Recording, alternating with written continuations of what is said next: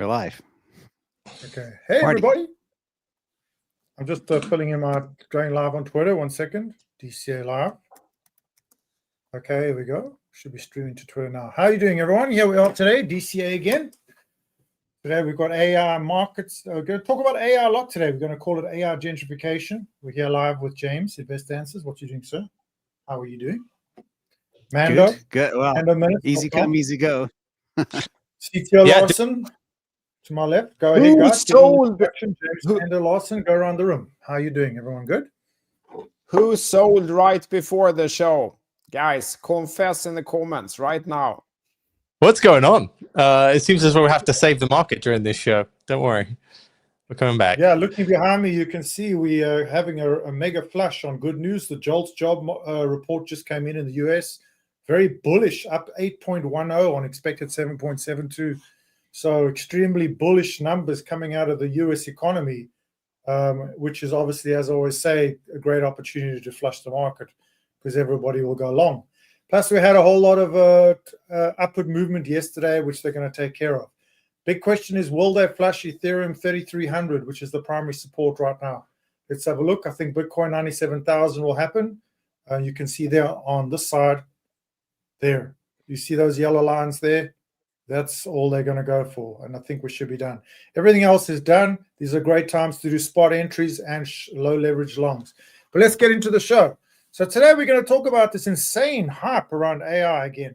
This week, all I hear about is AI agents, and there's a lot of narratives around it, and these coins are flying.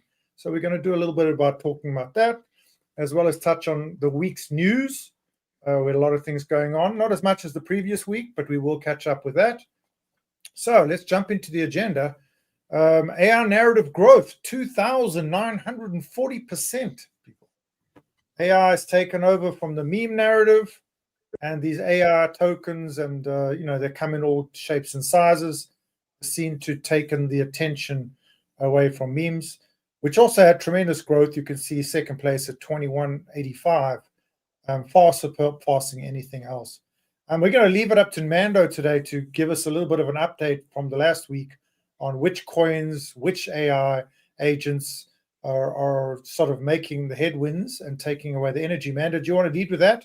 Can you give us a little update on AI agents, the AI narrative for the week? Sure. So I think I'll just share my screen because I'll load up that cookie.farm website, which has been very, very good. But I think when we were speaking about it on the show, this figure was around 11 or 12 billion.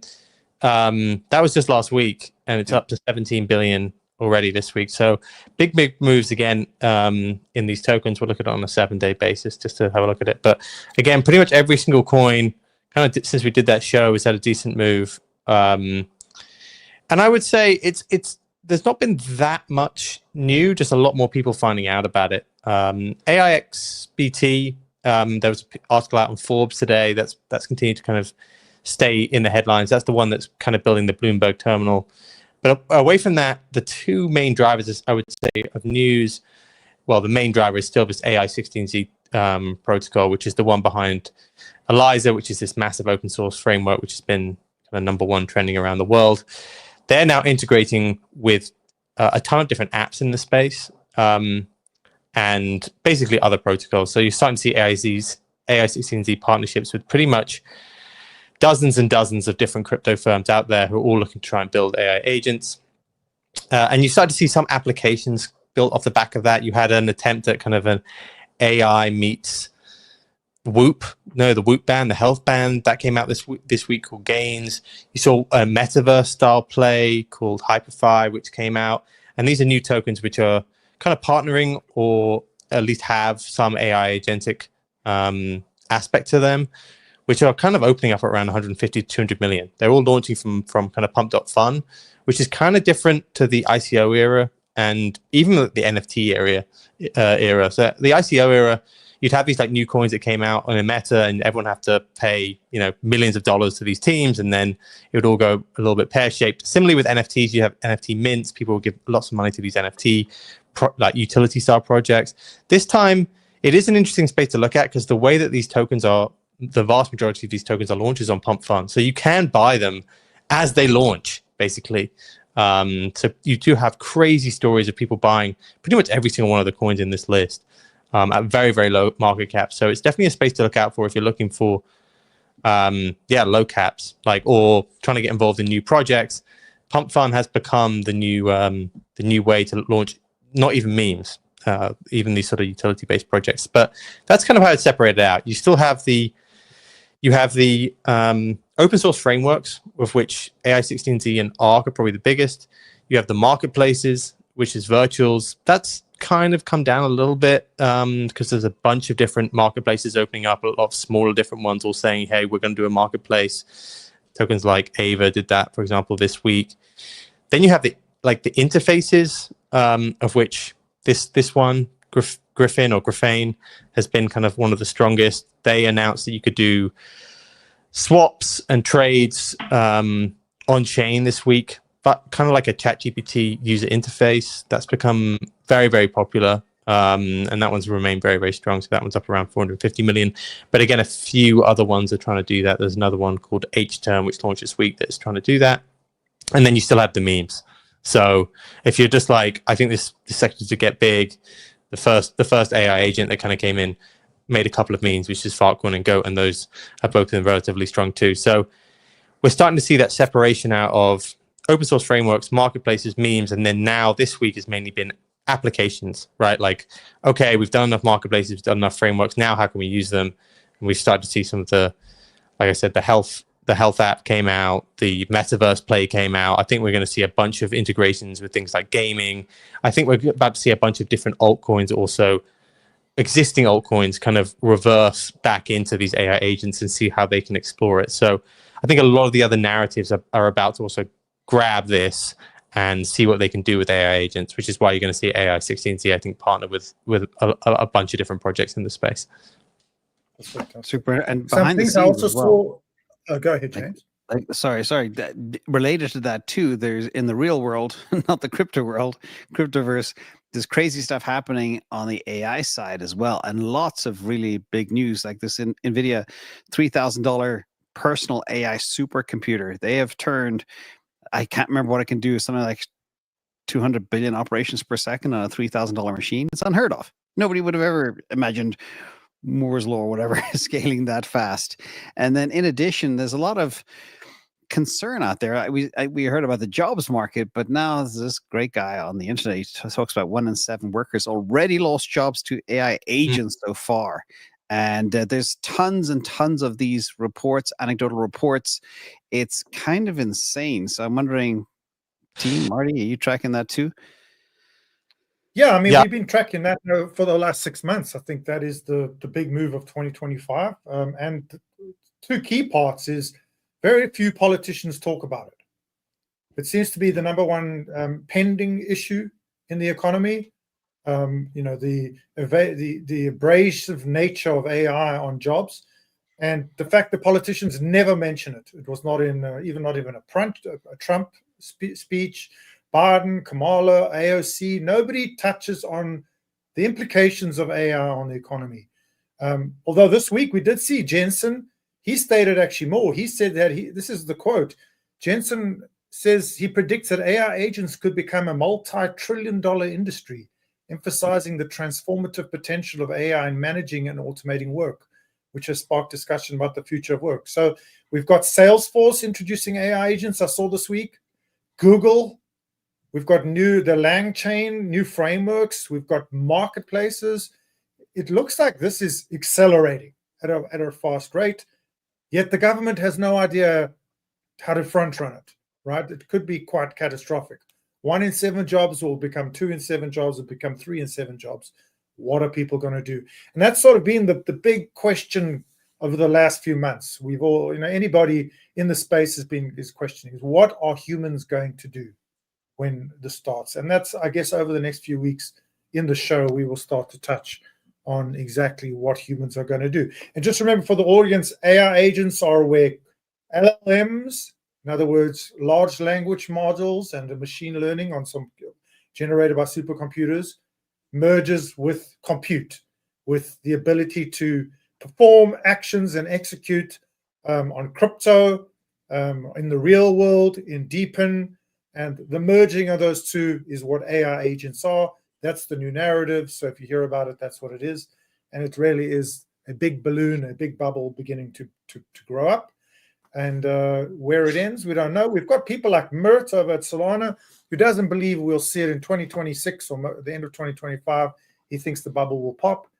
He doesn't believe that it's going to be that big. And then the last thing I want to bring up on AI is the issues with regulation. Something people don't understand fully is that in order for an AI agent to autonomously interact with a transaction on a blockchain, to create a token or to create an NFT, it needs privileges to do that. And with the European MiCA laws, which kind of front run the rest of the world, including the US, the regulators have said, you need to KYC, right? Can AI agents KYC? No, they can't. So there's going to be a little bit of contention around AI agents and KYC-based blockchain networks. And that we see now as a new sort of narrative, is which networks will be enabled in the AI agent worlds and which won't because of this blockade. And will this, in fact, force change in the regulations? Mando, what's your thoughts on that? Have you heard of that at all? Honestly, I hadn't been paying attention to the KYC stuff. Like, if Right. the regulator comes in and gets in the way of this, particularly around KYC, I'll be really annoyed. Like, I think this is the most interesting stuff I've seen happen in crypto for a long time. The brain drain is over. You're starting to see very smart people from which kind of left last cycle have come back, and they're starting to do a ton of different stuff in the space. And so if we get caught up with KYC rules on Mika, I'll be annoyed on the back of that. Going back to your first point though, James, like what I do think is very different to maybe we had DeFi cycle, we had the ICO cycle, we had the NFT cycle, all these, and then we had memes. This is the first time that a macro trend and a crypto trend are really in sync around a meta.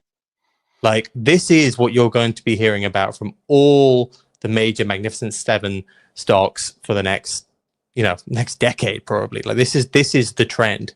And suddenly now it's becoming a massive trend within crypto, which is kind of interesting because you start to see, like you said, you're mentioning headlines from NVIDIA, which kind of make people bullish about the crypto meets AI or AI agent sector as well. So I think that's one reason why it's being propelled so quickly, because it really does feel as though macro is going to be behind it. Like, we had a little bit of it in the NFT cycle, I remember, but like that's when Facebook changed its name to Meta, and there was this idea we may do the metaverse, but then it kind of fizzled out and everyone kind of rejected that concept. This time it doesn't feel like that's happening. Like, it feels as though actually it's going to be a massive tailwind, which is going on in macro here. So I don't think this is going to be a flash in the pan. Like, I think this is, as I said last week, I think this is going to be something that macro and crypto both push each other. And then going back to your other point there, Marty, which is, like, I think there is clearly going to be social issues off the back of this. If you speak to many of the devs in the crypto meets AI sector, a lot of them are talking about open source AGI. They are talking about the idea of taking back control of these sort of models from big tech and having them happen in crypto. The whole concept, we're all about to lose our jobs to AI. The stated aim, again, a lot of, particularly some of the people behind AI 16Z, is to actually take back some of that control and give it back to people. So it's interesting. It does become also, I don't know, I think in the same way that people look at Bitcoin and the fact, like, open source, let's say, money in that sense, is a way to, like, fight back against the state. They are looking at this as a way almost to fight back. The fact that we're developing these open source models within crypto is a way to fight back against what's going to happen over the next 10 years. Yeah, I think the two big things that people miss, and again, we've been saying this for a long time, I know, but it bears reiterating because it's so critical. We're seeing the two biggest wealth transfers in the history of this planet ever happening at the same time. That's crypto and AI. And there's no doubt about that. The ETFs bought $2 billion of Bitcoin the last 2 days. And the AI revolution has been on since November 2022, but it's just beginning to accelerate, which is bonkers. So, CTO, What see you out there? Yes, I think it's Okay, worth to kind of remind here that the magnitude of the change. This is like the Industrial Revolution, people moving from agriculture into working in factories, or the urbanization, moving from the countryside into the cities. It's going to be massive, guys. We've said it now for almost a year on this show, but now I think it's beginning to happen. It was interesting, that statistic you showed that 1 in 7 jobs has already been lost to AI. And this will accelerate for sure. And the AI agent concept is so powerful, especially if you can give it money so that it can act out in the real world in a way. And so it is really at these points of disruption, so big society disruption, that the opportunity lies for us as investors. We're right in this space.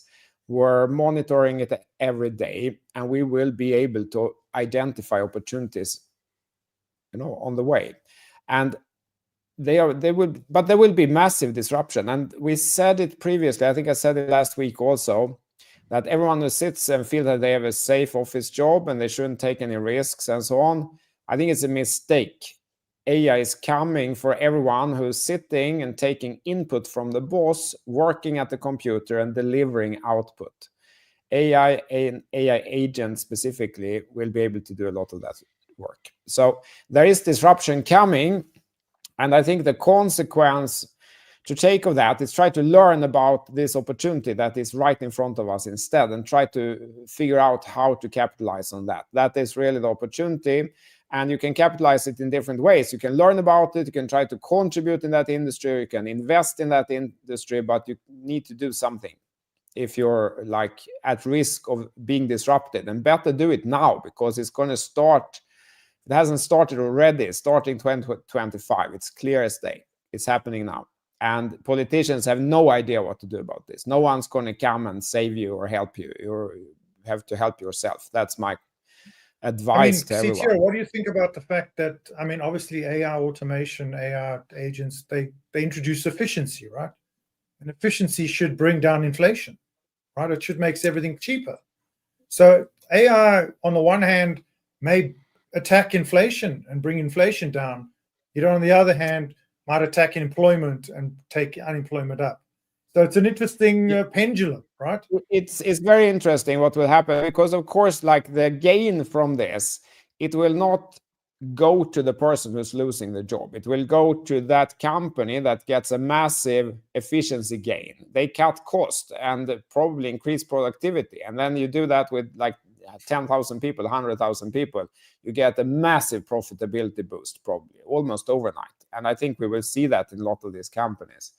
And then it will, cause some price pressure maybe, and it will equalize again. But it won't, the money won't come back to the guy who lost the job or the girl.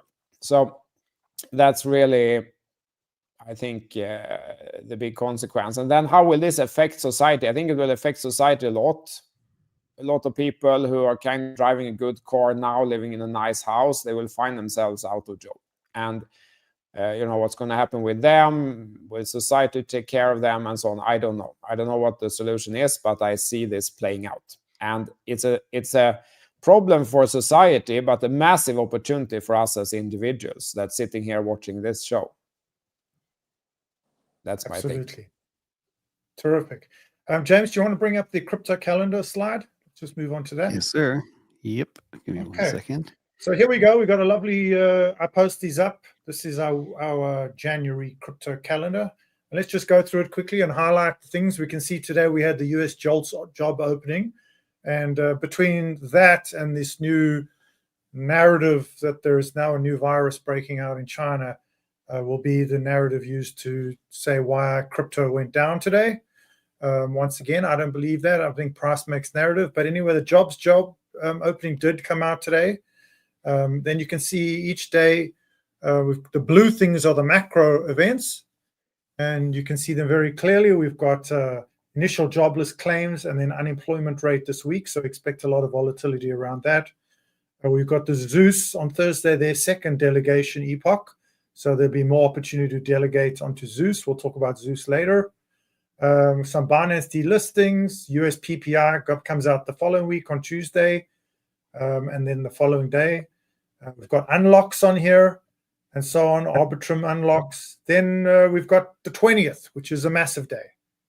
On the 20th this month, we get Trump inauguration, where everybody is expecting a Trump pump, and potentially a front run the week before to the Trump pump. Then we've got the WEF, the good old WEF is having their Davos meeting, kicks off on the same day. I'm sure they'll have something to say. And then obviously the kicker, Mr. Gensler, finally leaves the SEC.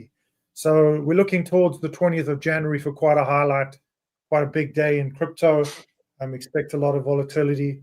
And then going on in that week, we've got the SEC, which will be now head by a new chair at that point.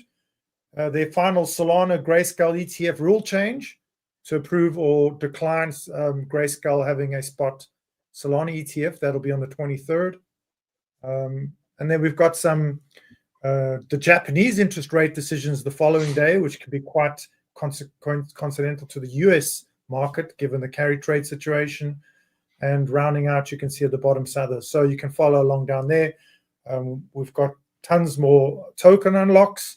We've got, you can see Solana has VanEck, 21 shares, Canary, Bitwise, all approval deadlines coming up in January. And the FOMC finally on the 29th. So expect January to be quite a crazy month in macro and in crypto. Is anything anybody wants to say on the month? Anything stand out? Mando, James, go ahead. It's a big one. Yeah, I'm just the main thing I'm looking at now is just the 10-year bond yield. So that maybe we could bring up that chart actually, CTO. This is the thing that people are pointing to whenever they're starting to get a bit more bearish. Went up to 4.7 today on the back of that economic data that Marty mentioned. If this goes back up towards 5%, it does feel as though macro could have a little wobble, which is kind of what we spoke about a few weeks ago. That like macro is still deciding if Trump's going to lead to inflation, if we are going to get a slowdown in the number of cuts this year, and if the banana zone has been delayed, let's say. Now that can be very important for crypto. We could have also this AI narrative, causes, more bullishness even for crypto than that would outweigh that sort of, let's say, calming of macro sentiment. But it does feel as though macro is not as strong as it was in the second half of last year. That's for certain right now. Yeah, and there's a couple of things related to that too.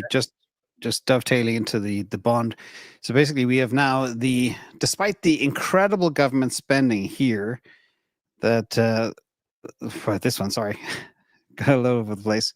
9.4 trillion was spent under the current administration. That's higher than Obama's 9 trillion and Trump's 7 trillion. People say Trump spent more or Bush spent more. That's not the case. And that number isn't even finalized yet.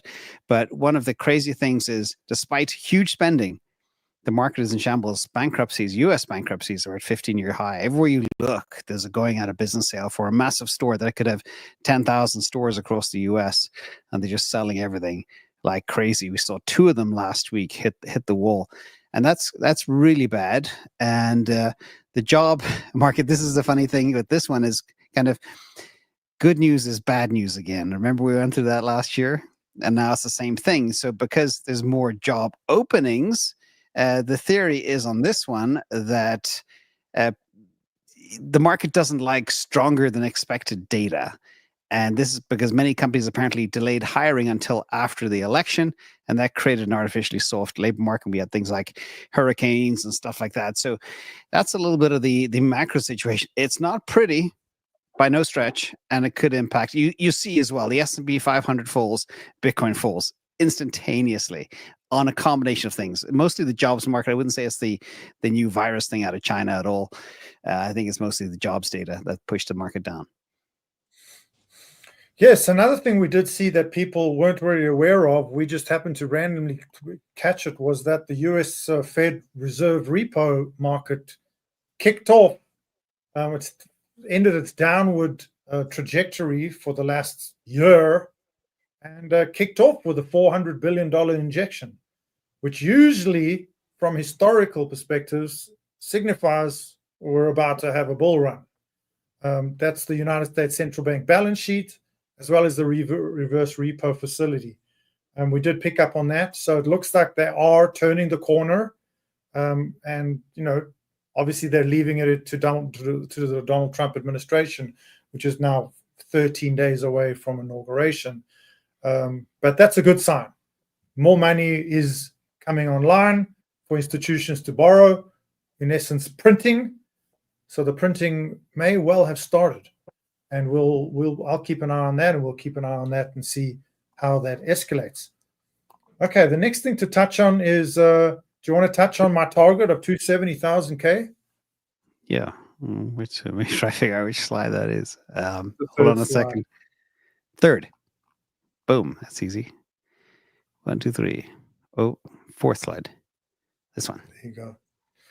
So I've been following Bitcoin. You can see on my roadmap, it's been very, very accurate to date.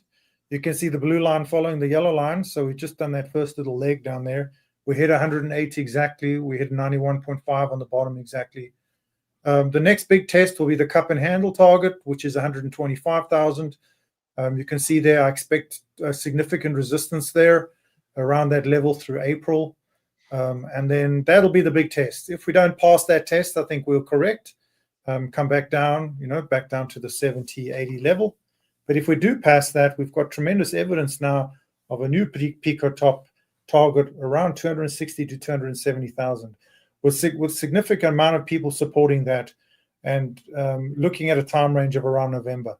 So, I've been starting to tell people November 2025 is when you should start to consider taking profits in a large way.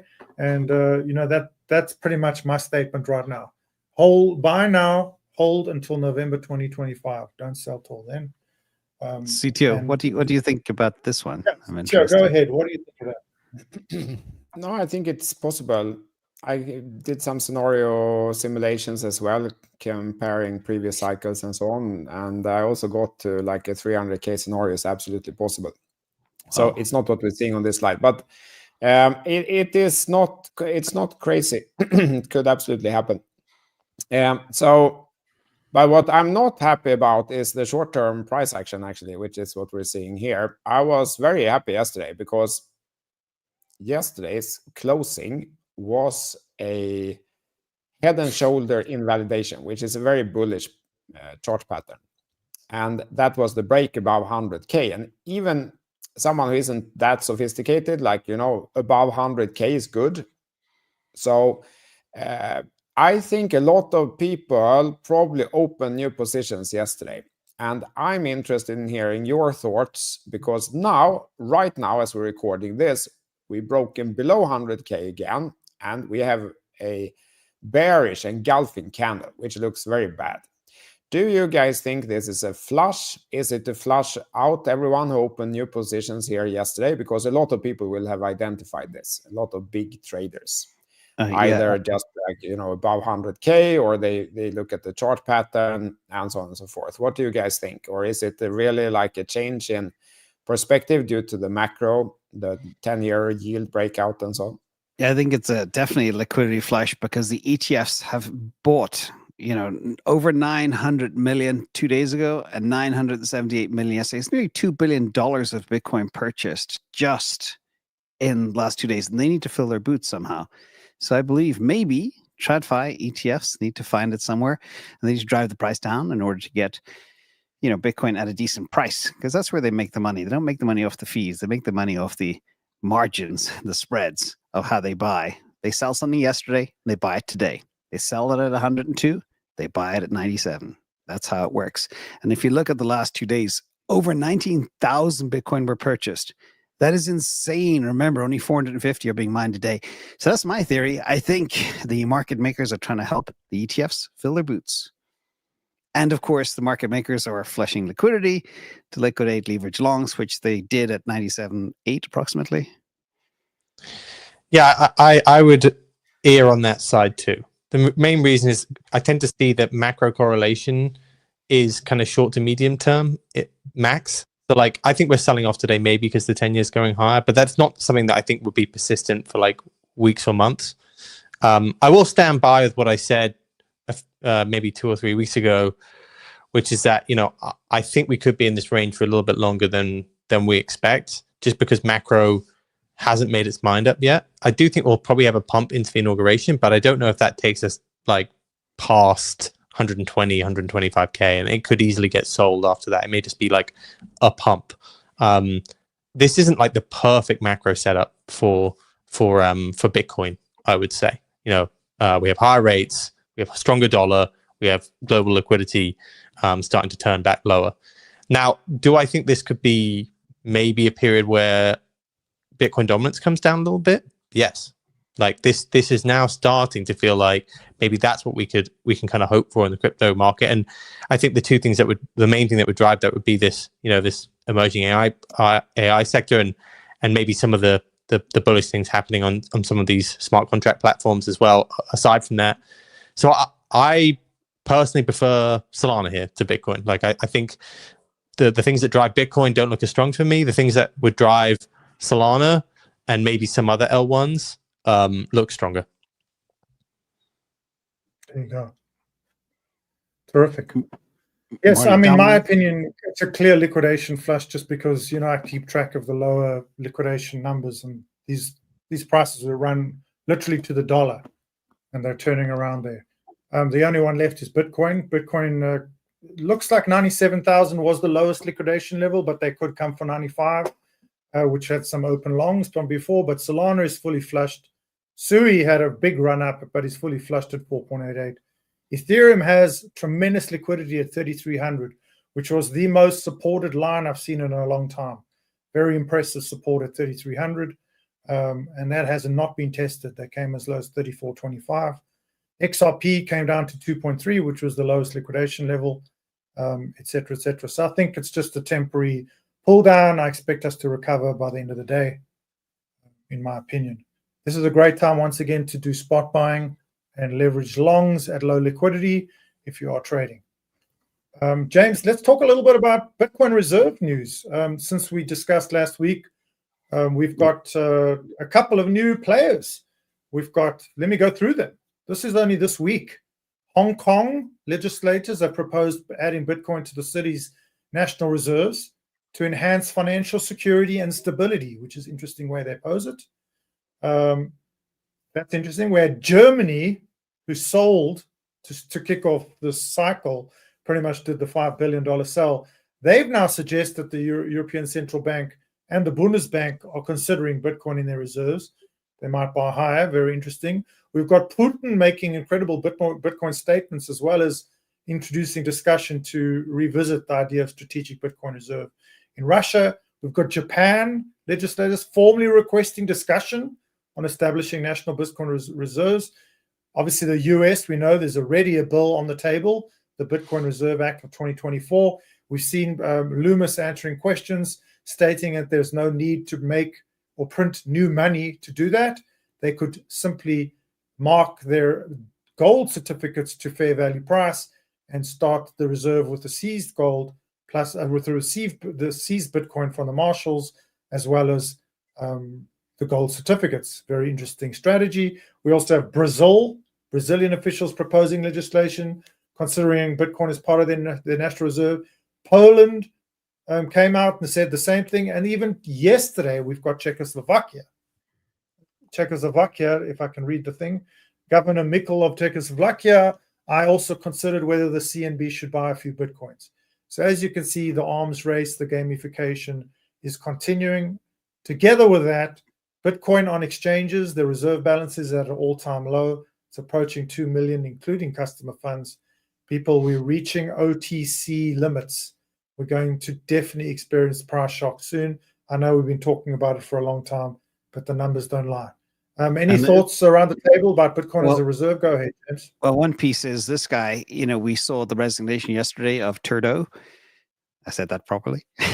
and the people were partying so hard in Canada yesterday. He was a very hated individual. Not sure why. Maybe to do with trucks or something. Anyway, this guy, Pierre, is very smart, extremely pro-Bitcoin.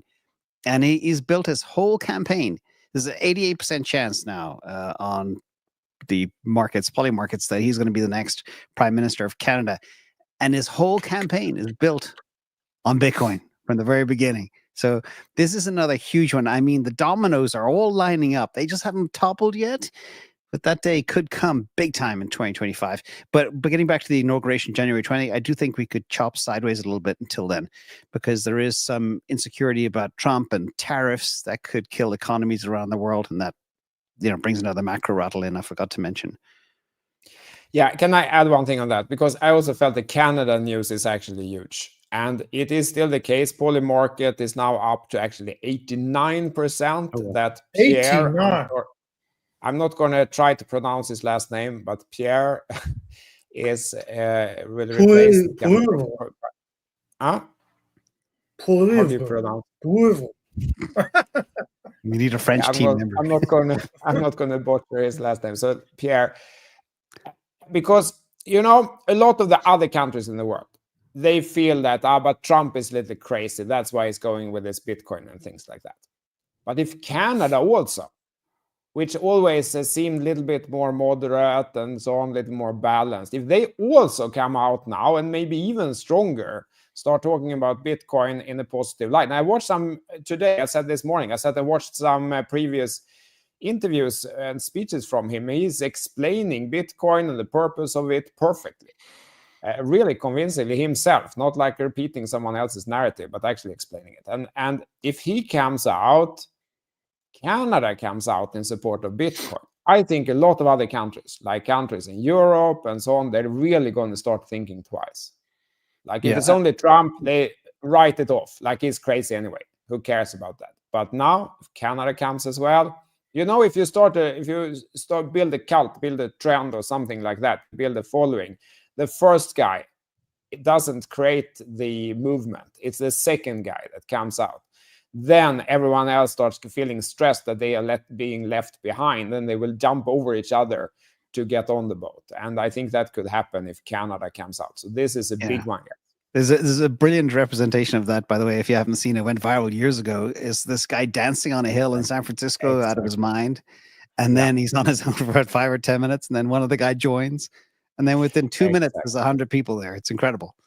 Yeah, so. It explains human psychology and governments and everything in one meme video. It's if you haven't seen it, guys, we'll find it and post it.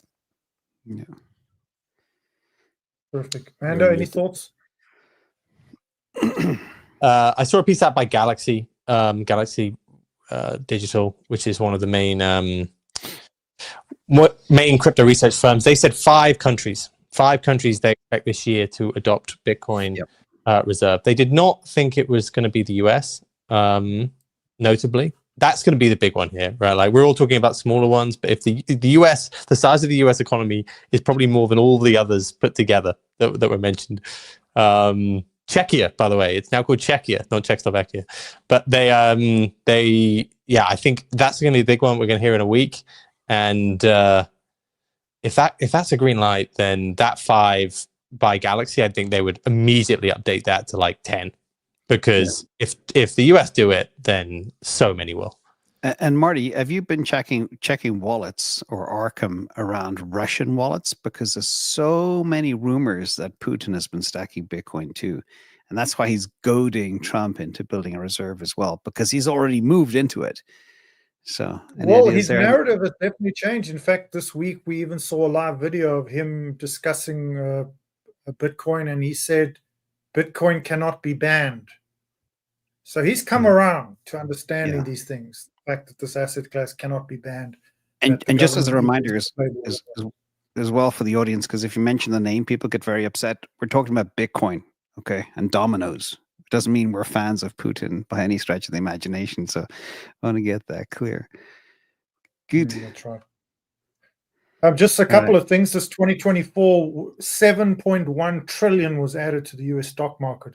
So just to reiterate what you were saying, the US capital markets have never been stronger. And obviously anything the US does will reciprocate across the world.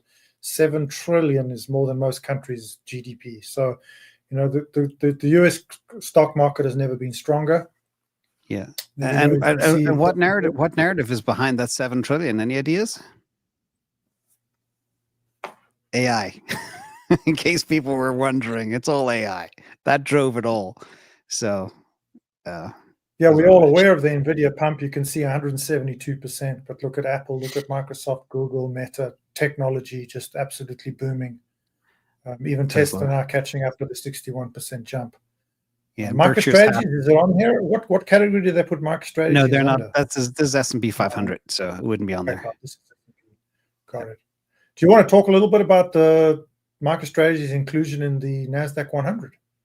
Yeah, that's an interesting, because they get the perpetual bid from that, which is super interesting. But what's more interesting is the fact that Michael Saylor has purchased 1.6 years of Bitcoin supply over the last 9 weeks.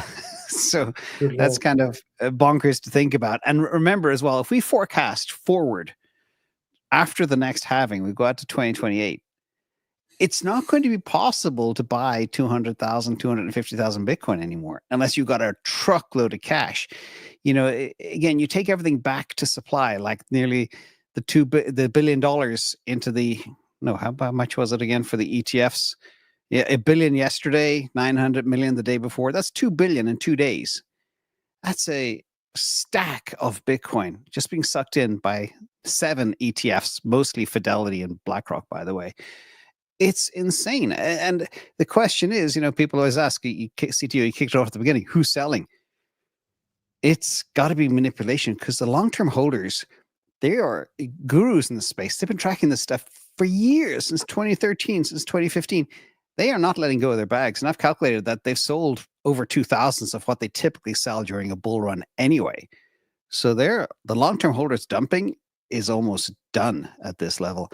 And anyone who understands Bitcoin knows the dominoes is a very high chance they're going to fall. Like you mentioned, somebody was a Mando Galaxy, 5 countries coming. And that's on top of all the treasuries. We get new treasuries every single day, stacking Bitcoin on top of following the Saylor playbook. It's a perfect setup, despite these undulations we're seeing in the market right now. I've never been more bullish in Bitcoin in my life. Yeah, like it's 5 excluding the US. I'm telling you, if the US does it, that figure can go bananas. Yeah. Bring up the 6th largest currency slide. Let's talk about that quickly, James. Okay. Yeah, they're a little bit out of order. So number 7. You call out the slide numbers and that'll help me. Number 7. Can you just answer one comment? Because there was one good comment. Someone wrote that I'm from Canada and I don't see them doing a Bitcoin reserve. I don't think it's necessary for them to do a Bitcoin reserve now. I think that just like the prime minister, if he becomes the prime minister and he comes out talking positively about Bitcoin, I think that will go a long way to kind of change the narrative. Just to answer that. Yeah. Now, Marty, I couldn't get the 6th largest currency because that varies depending on how it's measured. But it is the 6th largest currency. I think it propelled over Swiss franc and Canadian dollar, if I'm not mistaken.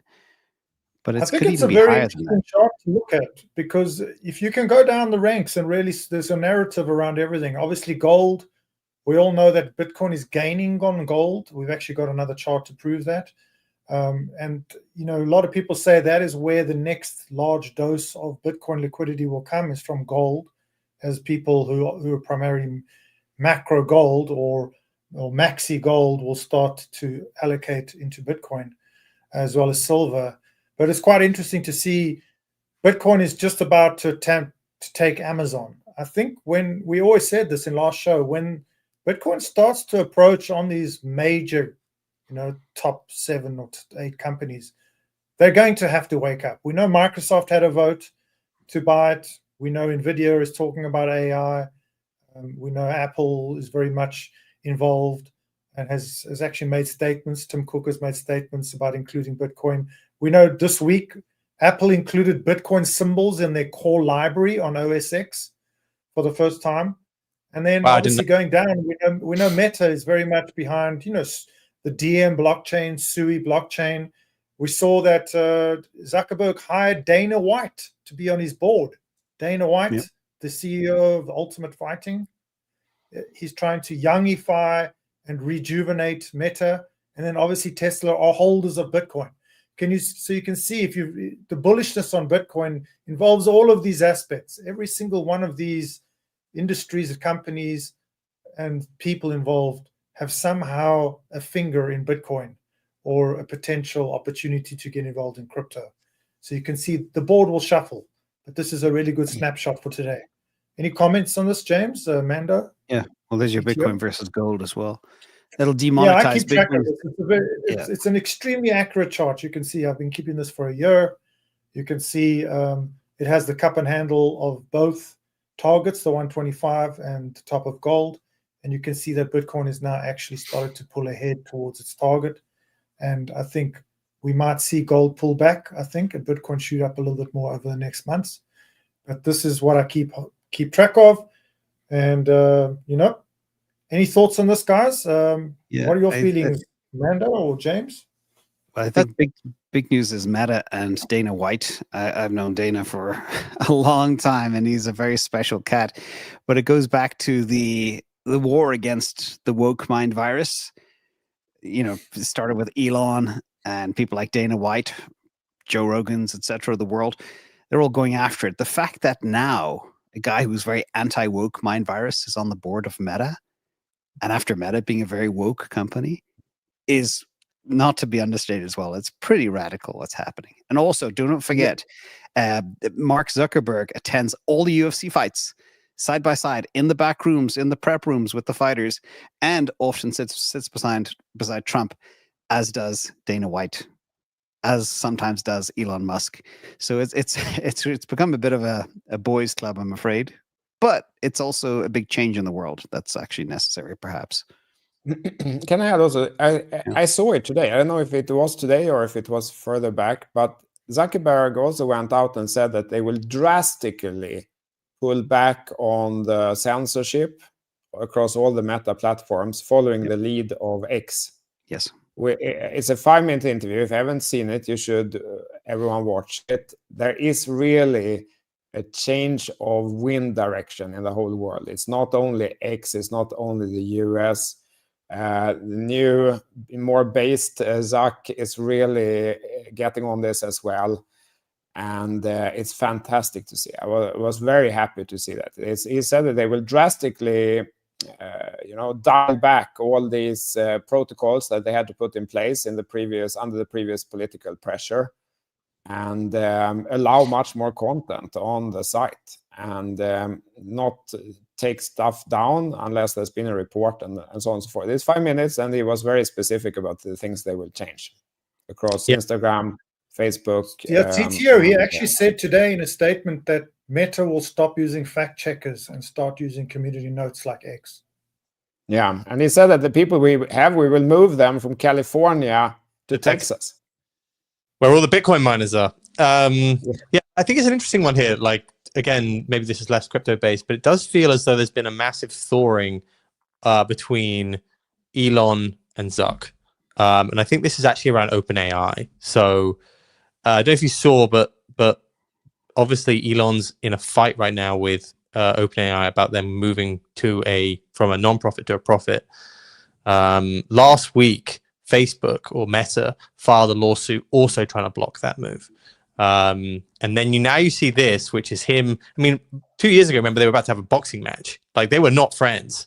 And then now they are definitely on this, basically seemingly on the same sort of political side.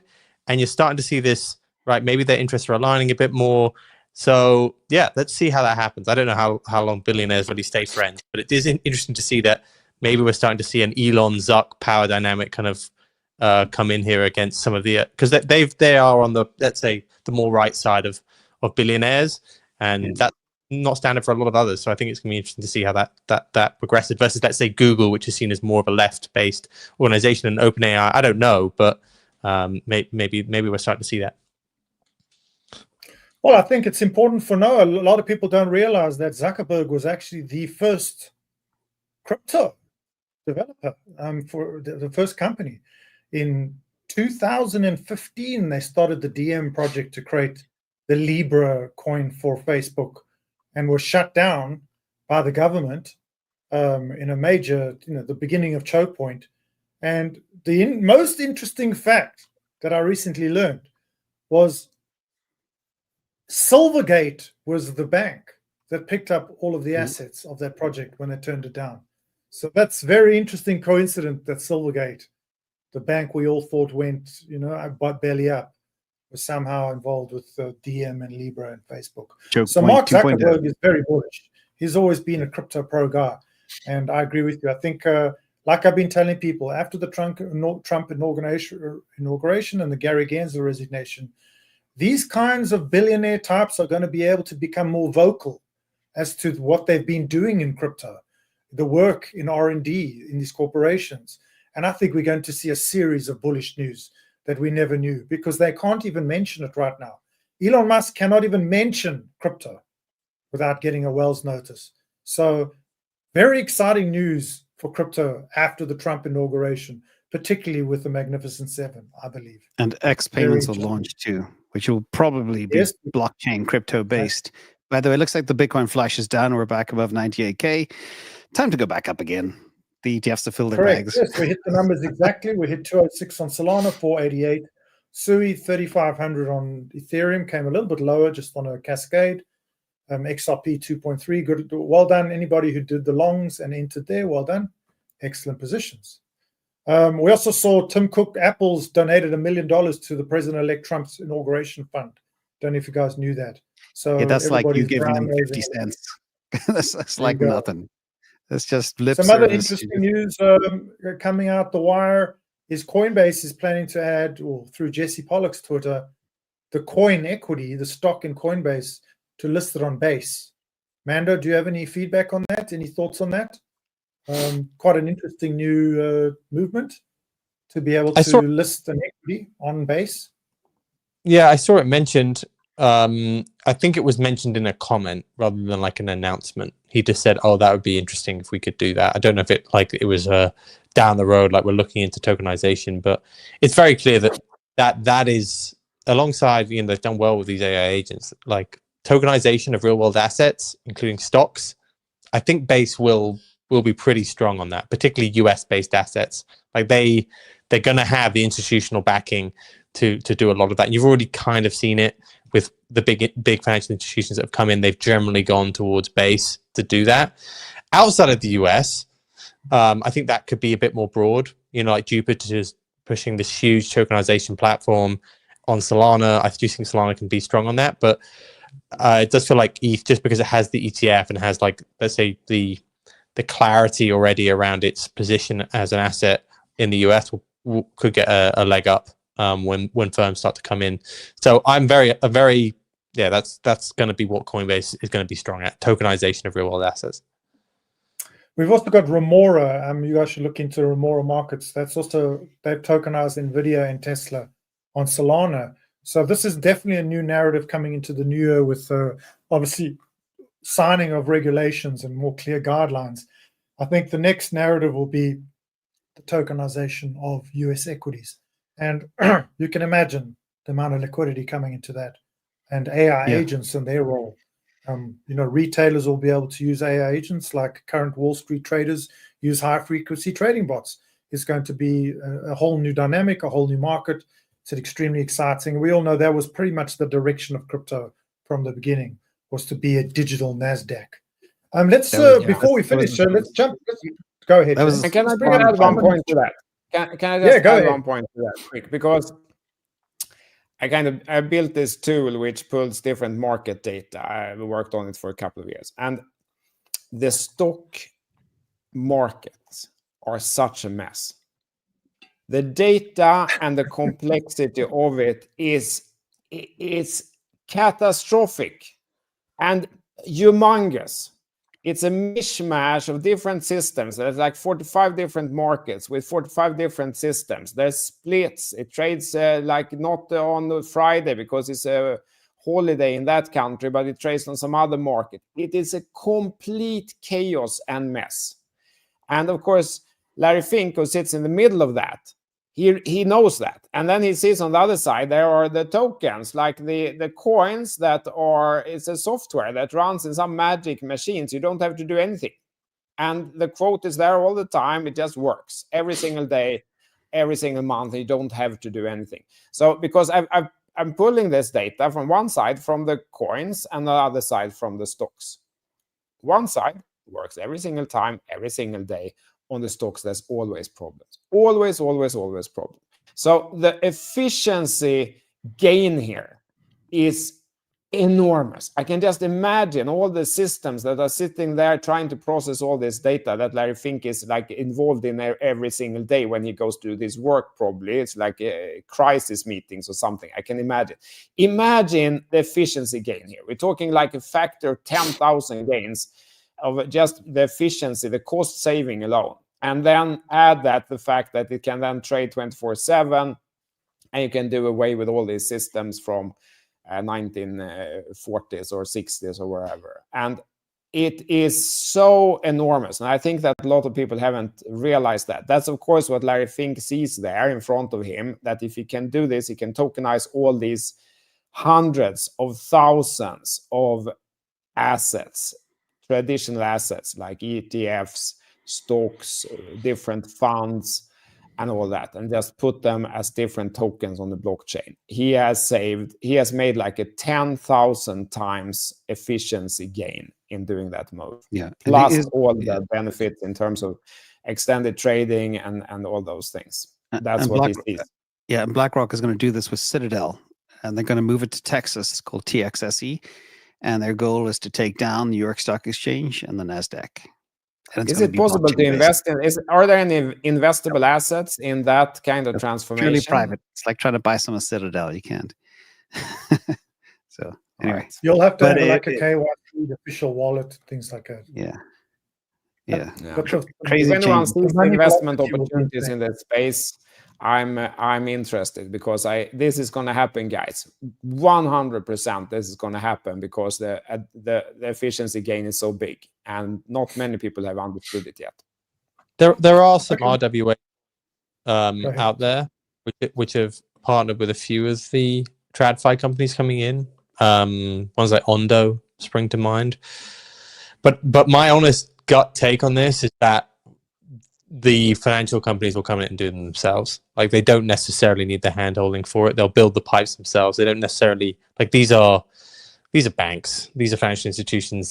They don't want to hand over that to somebody else. So I think the actual management of their own tokenization platform will happen in-house. Like, I don't think they'll necessarily use somebody else's. They might buy one, but I think they'll want to own it. Okay, if James, you can figure out which one they're going to buy, that will be a good one. Start with slide 10, James. Bring up slide 10. Let's wrap it up with just a little bit of nuts and bolts. Let's talk about the weekly outlook. This is not updated for today's insane movement, but you can see, I go back up one to the dominance. So we can see this is a nice way of looking at all dominances. CTO, maybe you can have some deeper looks at these. But here we go. These are our dominances across major crypto. We can see Solana took a dive against Bitcoin and is recovering. Against Ethereum, same thing. Dominance of BNB, Solana remains around 3%. We've got XRP on the right. You can see that insane bull flag on the XRP dominance at around 4%. There's been a lot of speculation. Will it go up another leg to $5, or will it pull back the 50% there? We've got Ethereum, Bitcoin. You can see trying to dig its way out of a hole, which probably would symbolize an altcoin season. But we see Bitcoin dominance has been playing a little game with us there in the middle. It pulled back very abruptly, making everybody think we were in an alt season. Faked us out, went straight back, got a lower high, looks like a higher low. And so that's the story of the rotation at this moment. CTO, any comments on that? Anything you'd like to show us regarding dominances, pairings, and the general state of crypto? Yeah, absolutely. I think it's definitely the right charts to look at, and I'm doing it increasingly more to look at, for example, then if looking at, say, Solana or something, instead of looking at the USD chart, it's often more revealing to look at the, say, Sol to BTC chart in this case, which, by the way, looks really good. And the support held again at 0.002. So yeah, that's what I'm doing. And I think it hasn't really changed anything. Like Solana is still holding its support. Ethereum still looking bad, as it's done for the past couple of years, basically a whole of 2023 and 2024. And the interesting one perhaps is this dominance. Like it felt like there was a clear break in dominance, that altcoins are really taking the lead. Then it pumped all the way back to the trend line, I think last show or 2 shows ago. Now it's kind of, and Mando, you asked there, do you think it's rejected, right? You asked exactly here, do you think it's rejected? And it turns out that it was actually rejected. It rejected exactly on the trend line and started moving down again. So, I mean, perhaps this is actually, like you said, that a lot of the macro factors that's driving Bitcoin price isn't so good right now. We have a strengthening dollar, strengthening yield, and so on and so forth. While a lot of things are actually happening on the altcoin markets with the AI and so on and so forth. All those things we talked about, tokenization, it's not going to happen on Bitcoin. It's going to happen somewhere else. So I think that there is a lot of value in starting to look a little bit less on Bitcoin right now. Perhaps we consolidate here and instead look at a lot of the altcoin opportunities in right now. It's AI and AI agents, and that's what I'm focusing on right now. Okay, so let's top it off with a little bit. Let's talk about Solana, just because Solana's had quite a lot of news this week. We all know there's 5 ETFs in process, so clearly institutionally there will be an accumulation phase and suppression. So there's been the question, what is suppressing Solana? But it's number 1 or 2 in every single category. I can list the categories: transactions per second, TVL, volume, revenue, fees, number of devs, dev growth year over year. I mean, the list goes on. But yes, it's sitting below XRP and BNB. And so, clearly there is market suppression. We've all had the speculation and the arguments this last week. Is it Coinbase because of the base threat? Coinbase is ultimately an Ethereum shop. Are they suppressing Solana to get more users to base? Is it Binance because of the threat to BNB chain? It could have been that. And then obviously the final one always is it because of the FTX redistributions, which are actually started today, I believe. January 6th was the deadline, and now over the next 60 days will be in cash settlements of, I believe it's $13 billion. So was that FTX selling off Solana or the bankruptcy estate to generate that cash? But anyway, we can see on Polymarket, there's now predictive markets around Solana ETFs. We've got this one. Will it be approved before the middle of next year? Sitting just over 50%. We also have one, will it be approved through the whole of 2025, sitting at between 85 and 77%. So a lot of people believing that Solana is the next ETF. It's a hat tip between XRP and Solana. And so there you have it. Solana ETF will be, a big new narrative. Some other news on Solana, if you want to go to the next slide. Already there. Frankendancer. On Frankendancer, we all know the Fire Dancer initiative to create the next iteration of the Solana validator, capable of 1 million transactions per second in a completely new architecture to complement the Anza Agave validator series. Came out with Frankendancer, which was a sort of a merge between the Agave validator with the Fire Dancer sequencer, high-end sequencer. That is now live on mainnet. You won't hear a lot of news. They're very secretive about it. But they're up to version 0.302, and there's around 0.015 of the stake already running on that, keeping Solana at around the 5,000 TPS, including voting, which if you've used Solana over the last weeks, you'll see it's extremely fast, radically fast, in fact. So that's going on, and we expect the announcement of Fire Dancer going on mainnet this quarter 1. We've got Sol Strategies. We all know this is Leah Wall's company to mirror MicroStrategies to hold Solana as a reserve, with the added benefit over MicroStrategies of validating of staking Solana, running her own validators, therefore creating yield and dividends for the shareholders. That's going very well. They acquired 4 new validators. They also listed with the put in the listing application for the Nasdaq. I believe when Sol Strategies lists on the Nasdaq, that's going to be quite a boom for both Solana and for Sol Strategies. And that James, title there, yeah, that title is wrong. It's the top performing stock of 2024. That thing went absolutely bonkers this year. It's one of, I got into that straight away. When I heard there was a Solana version of MicroStrategy, I was on it the same hour almost. So that's been absolutely a crazy performer. And what they're doing is super interesting. It's like, think of MicroStrategy as being Bitcoin on steroids. This is Solana on steroids squared because of staking and the managing of validators, which are extremely lucrative these days as well.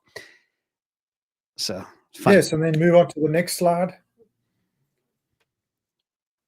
Quantum. Yes, we've had some Solana core engineers working on a quantum resistance solution for Solana. So to jump ahead of the game and front run, they've actually introduced open source libraries and codes and projects, which other people are now contributing with, to use vaults. So they call them these Winternet one-time signature vaults to create more advanced hashing using Grover's algorithm.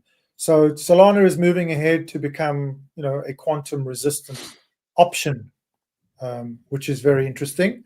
I think most blockchains will probably pick that up as well. But so all those people complaining and worrying about quantum, these teams are already well on it and front running the development of creating quantum-proof vaults on these blockchains. Some other Circle news coming out of Solana. They minted $250 million in USDC on Solana yesterday, which is a considerable liquidity. That's good news. As well as more support for Circle and Solana in Europe. We all knew Tether had the debacle last week of being unlicensed by MiCA in Europe. Well, that was an opportunity for USDC to move ahead, and they have done such. Anybody want to have any other comments around that, James? Any other Solana news? You saw the Mert tweet, correct? Oh, yeah. There's tons of this. Yeah. And Mert is a very good follow. James. Yeah, go ahead. Yeah, Solana is the cheapest crypto out there if on any metric in terms of users, in terms of revenue it makes, profit, transactions, adoption. There's nothing like it's the black hole, and it's completely indisputable now. And I know we're both in SUI, Marty, but literally fully diluted market cap of Solana is only 1.5x SUI now. All right. And Solana does at least 10x across every metric versus SUI. So you could argue SUI is fairly priced or overvalued right now. I own both, so I don't care, but that's just the math behind it. But there is also, finally, I'd like to ask a CTO, because the world was so alarmed about Bitcoin, quantum, hacks, Willow, Google, all that type of stuff. People are freaking out for weeks and they're still freaking out. Can you give them one sentence to dispel their fear that we have at least 8 to 10 years before quantum is powerful enough to hack Bitcoin? Yeah. Exactly. So the way that the quantum chip works is that the bits, they kind of magically talk to each other. That's how it can solve problems. So you can take one quantum chip here with some bits and then put another one next to it and connect the cable. Then the bits can't talk to each other anymore. It doesn't work. And we can't build quantum chips with enough bits yet. It's not, no one has kind of been able to create that. So there's like technology breakthroughs away from being able to build a chip that has enough bits to actually solve the problem. It can't be done today. You can't add more chips to it. You can't buy like 1 million chips and connect them, with $1 billion, something like that. You can't do it. It's like fundamental physics technology breakthroughs that's needed for this to even become a problem. If it becomes a problem, we upgrade the protocol. That's it. Smart people, go to GitHub, check in new code. We have a new version, and we kind of continue with that. That's what's going to happen if it ever threatens to become a real problem as such. We upgrade the code, and there will be other parts in society that has much harder time doing that than we'll have in any crypto repository, because it's fast-paced, it's very smart people, it's open source. No problem. This isn't going to become a real problem at all, I think. If we get closer to actually solving the problem, we'll have new code on the GitHub repository. That's my take on that. Cool. Then some closing thoughts. Sui, unbelievable run, has now passed Chainlink and Toncoin and has its sights on Cardano. I think that'll be the next major news in one of our shows. Yeah, the fact that Sui is under Cardano is the most ridiculous thing you could ever watch. It's kind of like watching ETH versus Sol back in 2021, or ETH or Sol versus Cardano in 2020. It just makes no logical sense. And I don't mean to offend any of the Cardano bag holders out there, but just look at the data, ladies and gentlemen. I have no idea why it's up so high. It's ridiculous. And then upcoming alpha, we've got some upcoming token TGEs we're looking out for. The ones you want to look out for is the 00 token event. We spoke about it last week. 00 is a brand new private blockchain network used for layer ones coming out of the Firedance and Solana project. That's going to issue a token. That is a very hot token to buy. Everybody's trying to get information on that, as well as Walrus on Sui, distributed in decentralized storage. That'll be the next one, WAL. Everybody's rushing to get in the gates there. We don't have a date yet. As well as Inca and Ica, which is another Sui project to make a deep book, a 00 type infrastructure with MPC on Sui. Those are the three new token generation events that I'm looking out for. We saw Deep. We had that a few shows ago, Deep book on Sui, and you can go look at the chart of Deep. If you had bought it when I told you, you would be up 14x. So those are the new TGs. But that's pretty much what I had on the slides, guys. It's 9:53 here for me. Any closing thoughts? Let's go around the room, James. I think there's a little bit of crazy macro news. Let me see if, let me blow through this. Let me get the right slide. We have so many slides. Money printer go burr. Zero Hedge believes Fed will start printing again just in time for the massive treasury cash flood. The treasury reserves have been basically depleted to the lowest level in over a decade, from what I recall. And money printing playbook, China keeps on printing debt as a percentage of GDP, and other nations will follow because they're not able to compete with China. If China's printing, they're going to say, why not me too? So my final closing thoughts, everybody. And remember, when money prints, it rises all boats. Yeah, all I would add is I feel like this is probably just a flush today. I know macro. We spoke about what's going on in macro, but this time next week, I'm telling you, everyone will be talking about Trump inauguration. What could be said on day one? I think it's really, really difficult to imagine that Bitcoin would be not close to all-time highs around that sort of time. I don't think we're going to break out and go crazy after that, unless he immediately announces that they're going to start printing money to buy Bitcoin. But I would say that we will probably look back on today as a good time to buy. Yeah. There you go. CTO.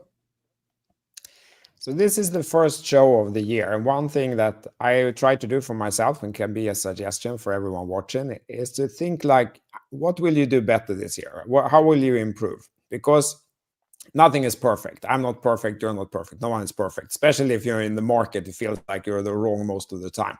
So what will you do better? For me, it will be, I will try to execute better. It's been a problem for me all this time. Like, I'm super good at analysis. Sometimes I don't execute well. Like, for example, I think it's 2 months ago, we sat and talked about the AI agents on this show, and I talked enthusiastically about the opportunity of AI agents in crypto.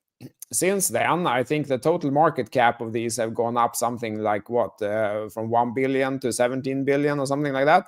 And the AI 16Z has gone up 100x around that figure. I didn't buy any then, the first time when we talked about it. A typical mistake that I would do. So that's my plan for 2025. Try to be better at executing. When I come to the conclusion, I will try to execute faster and execute better. Something that I think, James, you have always been excellent at, and something that I really feel inspired by you. So I think for everyone watching, perhaps that specifically isn't your area of improvement, but I'm saying it as an example. So try to think today, like in the beginning of the year, 7th of January, What will you improve for yourself based on your profile and do better in 2025 than you did in 2024? That would be my closing thought and advice. And I'm taking this as example that no one is perfect. Absolutely not. Very well said. And a shout out to Mando as well, because he pegged the memes and he pegged the AI narrative. And I've been in the AI narrative since 2020, more on the stock side, 2022. But just this chart alone, and Marty, you know this chart. AI narrative, 2,940% return in 2024. Meme coin narrative, 2,185%. And people think this space is a joke. No, this space is extremely serious. And it's worth dabbling in. Not saying it's going to continue. You're not going to do 3,000% in 2024 and do another 3,000% in 2025. That's not mathematically possible. But there are still gains to be had in this space. So my final closing thought. I also think it's important to see the poor performance of the things like layer 2, etc. Deepen. It's really never deepen, etc. Far outweighed. Guys, we've got some breaking news here that Backpack Exchange has bought FTX Europe. That's right. FTX Europe, if you remember, was formerly Digital Assets, and they have a MiCA license for perpetual futures in Europe. So there's now a statement that Ferrante, the Backpack CEO, says, unlike competitors Coinbase and Bitstamp, who don't have derivative license in the EU, we will now be the first to launch perpetuals in the EU.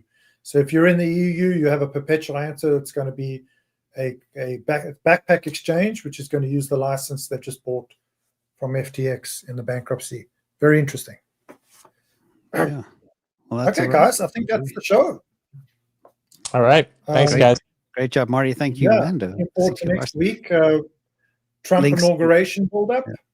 Yes. And links will be down below for everybody as well. Just to make, I think I just did a down thumb by accident. I didn't even know that thing even worked, or somebody did. Yeah. It's crazy. I don't know. Anyway, links will be below and all these for all these channels. You know everybody anyway. You can see all the Twitter handles here. And we'll see you all next Monday. Back to Mondays. No more travel conflicts.